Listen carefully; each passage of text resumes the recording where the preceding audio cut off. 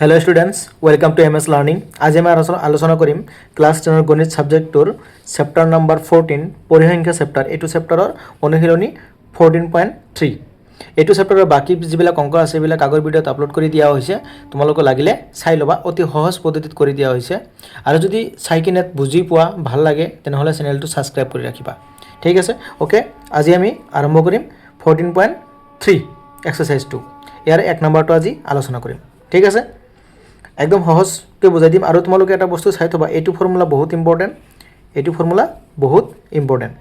तारमाने you formula चुआ important कि कारणे बा यू एमसीक्यूर कारणे बेसि प्रযোज्य जे इयात माध्य आछे, बहुलक आछे और मध्यमा आछे। यार तीनटार भितरत जिकोनो दुटार भैलू दिया थाकिब और बाकी धरि लोৱা एटुर भैलू दिया थाकिब, एटुर भैलू ओलाब दिब, एटु और एटु दिया थाकिब, एटु ओलाब दिब, तेनुकाके माध्य ओलाब दिब। एमसीक्यूत जेতিয়া आलोचना करिम तेতিয়া तुमालोকক बुझाई दिम, तेতিয়া अति सहजते बुझि पाबा। ठीक आछे, गतिके चुआ प्रथमते आमी कि करिब लागिब, एटु टेबुलटोर परा आमी कि ओलाब लागे मध्यमा, माध्य, बहुलक। किन्तु आमी बहुलक और माध्यर विषय आगते शिकी आइছোঁ, गतिके आमी बहुलक और माध्य एटुर परा नकरों। माने जेहेतु आगरबिलाक आमी जानोই केनेके ओलाब लागे, तातो जेनेকুৱা टेबुल आछिल एटु सेम टू सेम टेबुल आछे, गतिके आमी माध्य और बहुलक ओलोৱা शिकिছোঁ। गतिके आमी एटुर परा कि ओलाम केवल मध्यमा ओलाई दिम। ठीक आछे। और जदि तुमालोकर माध्य और बहुलक ओलाबले असुविधा হৈ আছে तेनहले 14.2 जो एक्सारसाइज আছে एटु चाबा और उदाहरणबिलाक चाबा। और विशेषকৈ उदाहरण जदि तुम माध्य भालके शिकिब बिचरा तेनहले उदाहरणটো चाबा। मैं आपलोड कर दिছোঁ, उदाहरणটো चाबा। तात बढियाके बुझाई दिया আছে, তিনিটা पद्धति আছে माध्य ओलोৱাৰ, এই তিনিটা पद्धति बढियाके बुझाई দিয়া আছে। গতিকে এটু চালে তুমি অতি সহজতে বুজি পাবা। ঠিক আছে। এতিয়া চোৱা, এটুৰ मध्यमा ओलाबले हले आमी एटुर तीनिटा भाग करिब लागिब, तीनिटा रूम हबो। तारमाने यात दुटा হৈ আছে, यात केटा हबो लागिब तीनिटा। तलफाले केटा আছে 1 2 3 4 5 6 7 8 आठटा घर দিব লাগিব। सो आमी এতিয়া आज দি লম, टेबुलটো বনাই লম।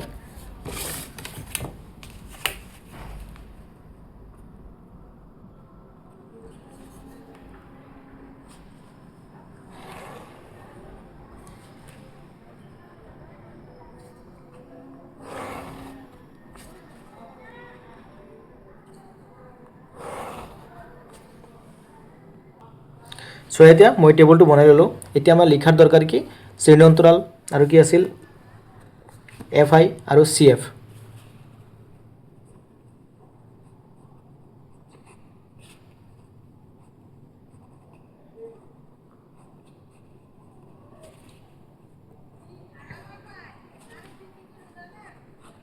এইটো হল চি এফ।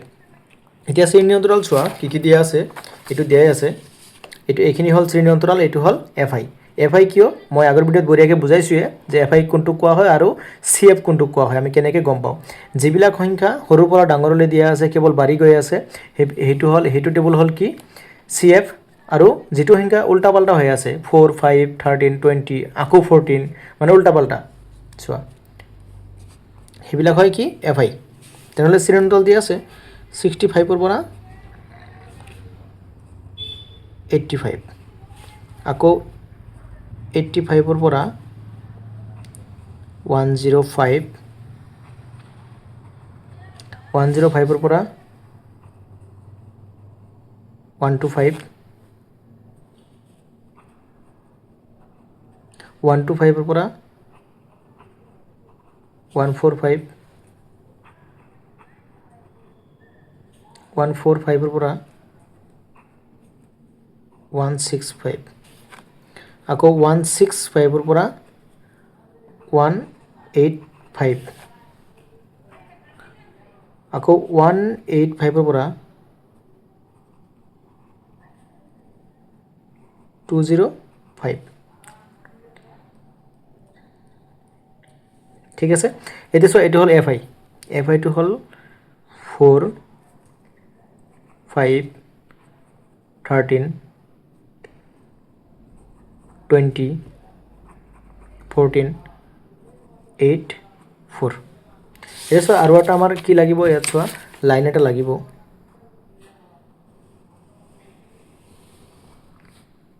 মানে যিকেইটা থাকে তাতকৈ এটা বেছি দিব লাগে। তারমানে আমি n2 লব লাগব, এটো প্লাস কৰিব লাগিব। এটো প্লাস কৰি কিমান হ'ব আমি অটোমেটিক ইয়াৰ পৰা গম পাম। এতিয়া সো এটো আমি কি কৰিম, এটো 4 আছে, ইয়াত কি হ'ব 4 এ হ'ব। তাৰপিছত কি হ'ব এইটো কি হ'ব এইটো হ'ব এইটোতকৈ এইটো মাইনাছ নহয় মাইনাছ নহয় প্লাছ হ'ব ইয়াৰ লগত এইটো প্লাছ হ'ব ইয়াৰ পৰা এইটো হ'লেহে মাইনাছ হ'ব লাগে গতিকে এইটোৰ লগত এইটো প্লাছ তেনেহ'লে 5ৰ লগত 4 প্লাছ কিমান হ'ব 5 প্লাছ 4 ইকুৱেল টু 9 আকৌ 9ৰ লগত 13 কিমান হ'ব 9ৰ লগত যদি আমি এবাৰ 13 প্লাছ কৰোঁ কিমান হ'ব 22 9 প্লাছ 13 কিমান 22 আকৌ 22 প্লাছ এইটোৰ লগত হ'ব 22 প্লাছ 20 ইকুৱেল টু কিমান 42 আকৌ 42ৰ লগত 42 প্লাছ 14 এইটো ইকুৱেল টু কিমান হ'ব প্লাছ কৰিলে 2 আৰু 4 6 4 আৰু 1 5 আকৌ এইটোৰ লগত এইটো প্লাছ হ'ব 56 প্লাছ 8 64 64ৰ লগত কি প্লাছ হ'ব 4 কিমান হ'ব 68 তেনেহ'লে এইটো লাষ্টত চোৱা কি ওলাইছে 68 গতিকে এইটো প্লাছ কৰিলে কিমান হ'ব 68 হ'ব ঠিক আছে এতিয়া চোৱা আমাৰ বাকীখিনি প্ৰায় টেবুলটো বনোৱা হৈয়ে গ'ল এতিয়া আমাৰ বাকী যিখিনি আছে এইখিনি আমি কৰিম চোৱা একদম ইজি ইয়াত দিয়া আছে কি কি এতিয়া আমি এনৰ পৰা আমি শ্ৰেণী মধ্যমা শ্ৰেণী যেটো আছে সেইটো আমি ওলাব লাগিব এনৰ পৰা n ইকুৱেল টু এইটো দিয়া আছে n ইকুৱেল টু ইয়াত n ইকুৱেল টু 68 এটাকে n/2 ইকুৱেল টু কিমান হ'ব 68/2 এইটো হৰণ কৰা 2 8ৰ ভিতৰত 4 3 34 এতিয়া চোৱা আমাৰ মধ্যমা শ্ৰেণী কোনটো হ'ব 34 দিয়া আছে মানে কি ইয়াত চোৱা কোনটো 34ৰ ওচৰত আছে এইটো হ'ব এইটো কি আছে 34ৰ ওচৰত আছে গতিকে মধ্যমা শ্ৰেণী কি হ'ব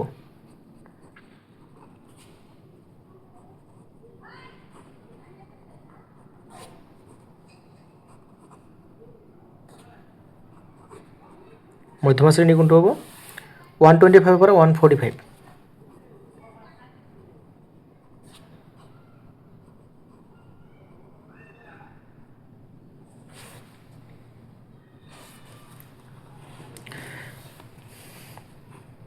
এইবিলাক জানাই তোমালোকে চোৱা এল কি হ'ব এল হ'ব 125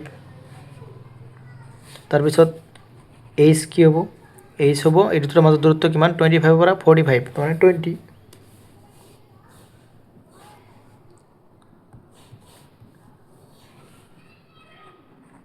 তাৰপিছত কি আছিল এফ তাৰপিছত হ'ল চি এফ হ'ল মধ্যমা শ্ৰেণীৰ বাৰম্বাৰতা এই মধ্যমা শ্ৰেণী কোনটো এইটো বাৰম্বাৰতা কিমান 20 আকৌ চি এফ হ'ল কি এইটোৰ মধ্যমা শ্ৰেণীৰ পূৰ্বৱৰ্তী শ্ৰেণীৰ বাৰম্বাৰতা এই মধ্যমা শ্ৰেণী এইটোৰ পূৰ্বৱৰ্তী শ্ৰেণীৰ বাৰম্বাৰতা হ'ল 22 ঠিক আছে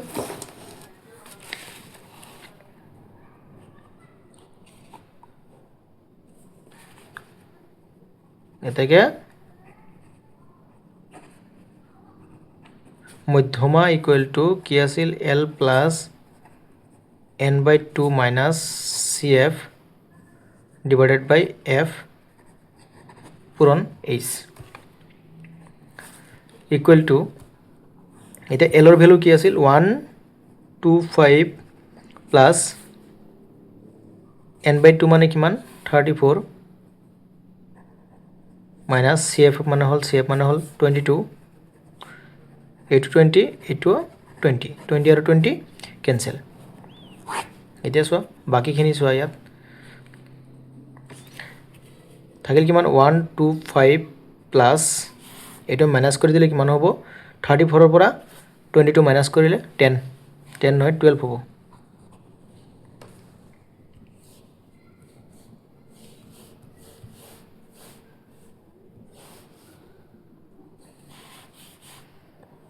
এতিয়া প্লাছ কৰি দিলে 5 আৰু 2 7 1 আৰু 2 3 1